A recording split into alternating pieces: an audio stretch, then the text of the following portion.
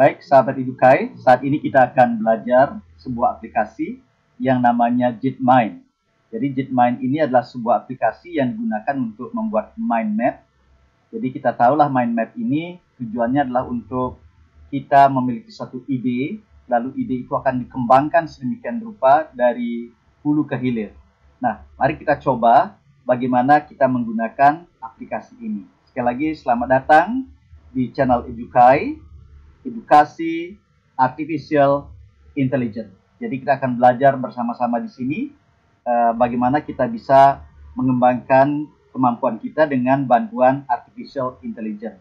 Nah, saya berharap juga sahabat bisa menonton YouTube ini dengan baik dan mohon juga di-subscribe, like, dan di-share supaya semakin banyak orang bisa belajar dari channel ini. Nah, kita bisa melihat inilah laman daripada JITmind itu di jitmind.com ya. Jadi nanti akan muncul aplikasi seperti ini. Jadi software pemetaan pikiran kolaboratif gratis untuk brainstorming dan menciptakan ide bersama yang memudahkan aliran ide dan menciptakan solusi kreatif secara bersama. Ini cocok untuk tim atau kelompok yang ingin berinovasi secara bersama-sama. Nah, logonya seperti itu, sahabat. Untuk siapa JITmind ini? Untuk peneliti. Nah, untuk peneliti ini sangat penting ya, karena ketika peneliti memiliki satu ide, jadi peneliti bisa langsung membuat satu tema besar. Tema besar itu akan diurai dengan menggunakan Artificial Intelligence ini. Juga untuk manajer, ketika manajer memiliki satu perencanaan itu akan didetailkan dan akan dibantu oleh aplikasi ini juga. Demikian juga untuk mahasiswa pada saat mengerjakan tesis atau skripsi atau disertasi bisa menggunakan aplikasi ini untuk mengembangkan ide-ide yang harus dilakukan di dalam kajian-kajian ilmiah yang ada. Nah, tentu saja dosen ya. Dosen sangat membutuhkan ini ketika mengembangkan ide, mengembangkan tema, mata pelajaran, atau bahkan penelitian. Ini sangat bermanfaat. Dan untuk insinyur, ini ketika seorang insinyur memiliki satu gagasan besar untuk mengkonstruksi atau mendesain sesuatu, maka JITmind ini akan memberikan detail-detail yang harus dilakukan sehingga sang insinyur ini akan bisa melakukan persiapan-persiapan secara detail dan bahkan melakukan modifikasi sesuai dengan saran daripada JITmind ini. Nah, ketika kita mau mengakses, kita gunakan Google Search saja, lalu ketik JITmind, maka akan muncul seperti ini. Tinggal klik saja logo JITmind ini, Bapak Ibu. Nah, kemudian akan muncul Making Ideas Count. Nah, di sini try JITmind AI now. Kalau sudah begini, kita sudah masuk ke lamannya dan kita sudah siap untuk melakukan satu inovasi. Nah, jika kita klik di sini akan muncul AI JITmind, kemudian New Map, dan kemudian More, kita akan klik AI JITmind ini. Nah, ketika diklik AI JITmind akan muncul Mind Mapping, AI Assistant, AI Drawing, atau Web Access. Kita akan pilih Mind Mapping karena itu yang menjadi topik pembicaraan kita pada hari ini. Kemudian ketika kita klik Mind Mapping, itu akan muncul apakah kita akan menggunakan prompt. Prompt artinya kita perintahkan dia untuk melakukan sesuatu, atau kita memiliki teks yang panjang, PDF, audio, YouTube, website, dan gambar. Nah, ini semua bisa dibantu diuraikan oleh JITmind ini. Jadi sungguh satu aplikasi yang sangat membantu. Kemudian di sini saya akan mencoba memberikan perintah saja dengan prompt. Perintah yang saya berikan adalah jelaskan korelasi makanan dengan kesehatan manusia. Jadi saya hanya memiliki ide besar bagaimana sih hubungan antara makanan dan kesehatan manusia. Nah, setelah kita klik, itu akan diberikan draftnya ini Bapak Ibu sahabat. Tidak langsung dibuatkan oleh aplikasi ini, jadi dibuatkan draftnya. Kalau kita memang setuju dan sepakat dengan draft ini, kita langsung minta dia untuk membuatnya. Tetapi kalau memang kita tidak setuju, kita bisa masih mengedit tema-tema atau topik-topik yang ada di sini. Atau kita minta juga untuk meregenerate atau membuat kembali. Jadi di dalam tutorial pada hari ini, kita anggap saja ini sudah oke, gitu. Kita klik saja.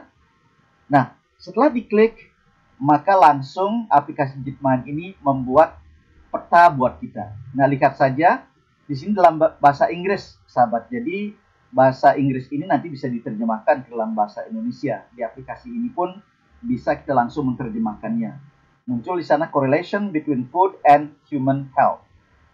Ini menarik sekali, sahabat. Jadi di situ ada impact of processed food. Bagaimana dampak makanan yang terlalu banyak diproses terhadap kesehatan kita. Bagaimana juga dampak kesehatan dan juga hygiene makanan yang kita konsumsi. Kemudian ada juga personalized nutrition. Jadi ada nutrisi yang sifatnya pribadi karena faktor genetik dan sebagainya. Jadi tidak bisa seragam begitu. Jadi kita bisa membaca ini, sahabat. Kalau sahabat memiliki tema ini, JITMIND ini sudah membuat satu program yang sangat luas seperti ini. Jadi kita sudah bisa membuat buku ya, dari hulu ke hilir sampai ke detail-detailnya dijelaskan. Nah, ini sangat-sangat menolong. Ketika kita memiliki ide besar, akan diberikan sub idenya, kemudian diberikan sub idenya lagi. Nah, ini saya sering menyebutnya nexus. Nexus satu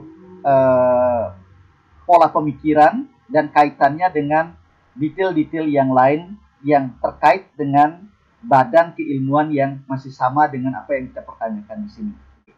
Nah, setelah ini kita anggap sudah selesai dan sudah final, ini bisa kita juga olah, sahabat. Ya, di sini ada tema. Jadi ketika buka temanya ada tema hijau, ada tema ini akan langsung otomatis mengubah tampilan daripada mind map ini. Nah, setelah kita memilih, kita anggap sudah pilih tema seperti ini dan ini kita anggap sudah final. Nah, sekarang bagaimana menyimpannya? Di situ ada menu export, sahabat ya. Tinggal klik menu export ini, maka mind map ini sudah tersimpan di dalam sistem kita. Nah, ketika kita mau menyimpannya, itu akan ditanyakan, apakah akan menyimpan dalam bentuk PNG, apakah akan berbentuk image file PNG, apakah akan berbentuk Word doc dan sebagainya, disesuaikan saja, sahabat ya. Nah, setelah kita menganggap ini oke, kalau saya selalu memilih PNG file karena ini bisa disesuaikan dengan latar belakang PPT saya. Nah, setelah itu kita ekspor di sini. Setelah diekspor, sudah masuk dia ke sistem kita, tersimpan di sini, sahabat ya. Nah, kemudian kita bisa copy dan paste ini di PPT kalau kita mau membuat PPT. Kalau mungkin sahabat mau membuatnya di PDF, silakan saja sesuai dengan kebutuhannya. Nah, klik di situ. Nah, muncul ini yang final, sahabat ya, luar biasa. Dan juga tampilan gambarnya, pixelnya juga sangat bagus. Nanti kita pilih pixel yang tertinggi, yaitu 3 pixel. Nah, itulah sahabat yang dapat saya sampaikan pada saat ini. Semoga sahabat Edukai ini terus mau belajar ya, dan kita memiliki literasi yang baik tentang edukasi artificial intelligence, karena kita tidak bisa menghentikan kehadiran artificial intelligence ini. Kita harus gunakan dan kita harus beradaptasi dengan kecerdasan buatan ini untuk juga menolong kita. Jadi jangan sampai kita yang ketinggalan dengan zaman yang ada sekarang, tapi mari kita gunakan artificial intelligence ini untuk kepentingan untuk kemajuan kita bersama. Baik sahabat, mohon di subscribe, like, dan share. Demikian tutorial pada hari ini, semoga bermanfaat.